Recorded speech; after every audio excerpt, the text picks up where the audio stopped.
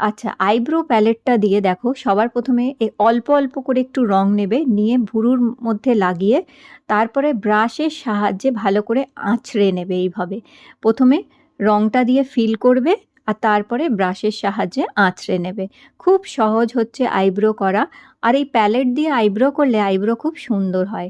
এইবার দেখো আমি প্যাকের কনসিলার নিচ্ছি। প্যাকের কনসিলারটা নিয়ে সেটা দিয়ে আমি আগে আইব্রো কনসিল করে নেব। এটা করলে কি হয়, আইব্রো অনেক বেশি সুন্দর হয়, অনেক বেশি প্রমিনেন্ট হয়।